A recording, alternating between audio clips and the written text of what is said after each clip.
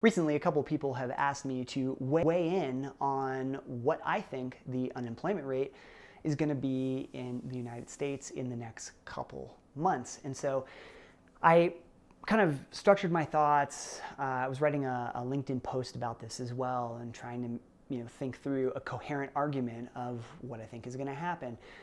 So I'll just lay those thoughts out to you here. JP Morgan Chase just announced a few days ago that they expect GDP in Q2 this year. So that starts from April through the end of June. So April 1st through the end of June, they expect GDP to drop 40% in just one quarter.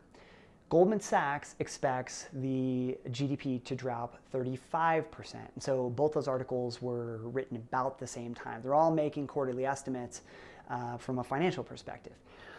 And what nobody's really talking about is the direct correlation between GDP and unemployment rate. So there's a direct statistical correlation between the drop in GDP or the increase in GDP to employment or unemployment rates. So the St. Louis Fed, who does a bunch of research on trends of employment or unemployment, they created an article just a few days ago, and I'll put a link to it in the description. It's not getting any traction in the news, which I find fascinating. I wonder if people are trying to kind of keep it away from the news because they don't want to scare anyone.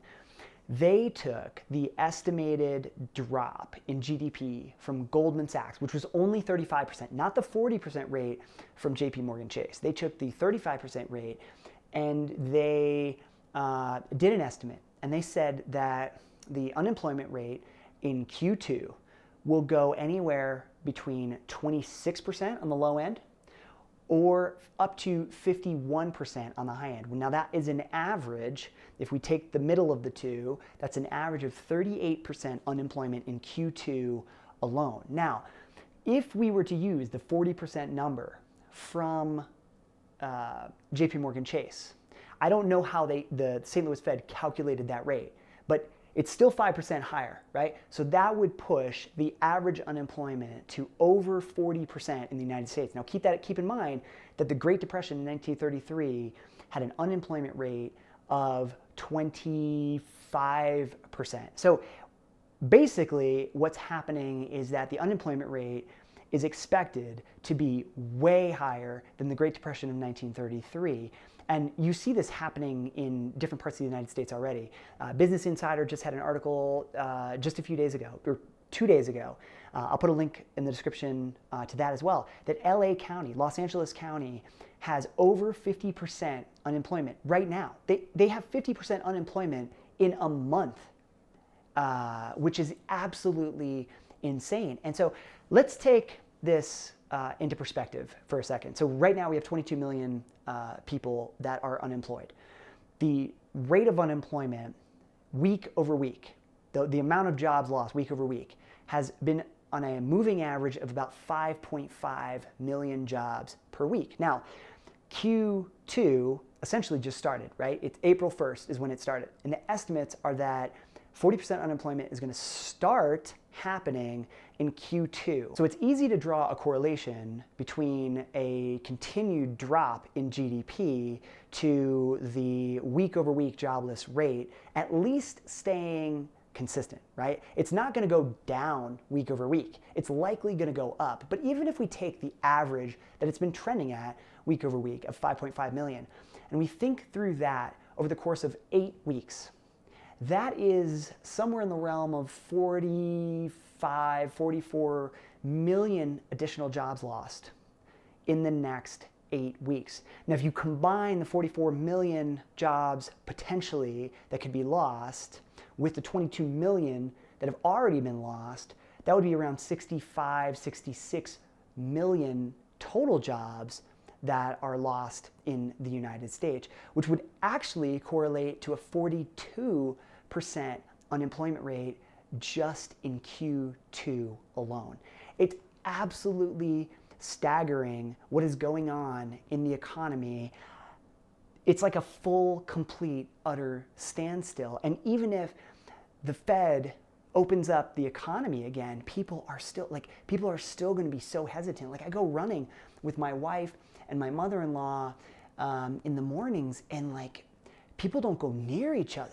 And we'll be like 40 feet away, and you'll see somebody like change from one side of the sidewalk to go into the middle of the street. Like, there is mass fear in the economy. And just if the United States opens up, well, the coronavirus is still around, right? So there will be another wave, which will cause another pile of fear, which will cause people to kind of go back into their homes again, even if they go out. And there's a bunch of researchers that their day job is studying vaccines. And there was an article today that just came out of someone saying there may never be a vaccine that fixes this thing. Like, this thing might really be around for the long haul. And so the entire economic landscape is going to change. I dropped my phone. The entire economic landscape is going to change, and it's absolutely insane. All I know is that things are going to get really, really bad before they get better. And I think the big hope was the whole vaccine thing, and it might help a little bit, but the other big hope was the hot weather. People were saying, well, okay, hot weather is going to fix this thing, but once again, report today, hot weather does not necessarily change the impact of this whole coronavirus thing. And so the amount of joblessness that's going to happen is unprecedented. But it's really crazy to me. I feel like out of this whole thing, there's going to be a massive awakening. And what I mean by that is, when I was jobless in 2014, I was, just really put through the ringer for about 18 months, right? I felt totally worthless. I felt like the world was crashing down on me. I felt like I had zero self-worth. And during that time, right, where I was like completely down on my luck, what wound up happening is I started searching for answers, because once I had no job, right, then I was super depressed. And then I started saying, okay, well, I'm jobless, and how do I be happy again? Like what is this feeling that I'm having? Because I've never really explored this type of feeling. I started reading a bunch of books about happiness and a sense of meaning and a sense of purpose, and really digging into what is success and what is happiness and all these things. And I think people are going to be searching for answers, right? People are going to be in a shitload of pain, and they're going to be searching for answers. And I hope that they find the answers that I found when I was going through the pain that I did. Because I found so much clarity through that pain, right? From having zero money, I recognized at rock bottom that I am not my goals, that I am not my job title, right? That I am not the things that I own.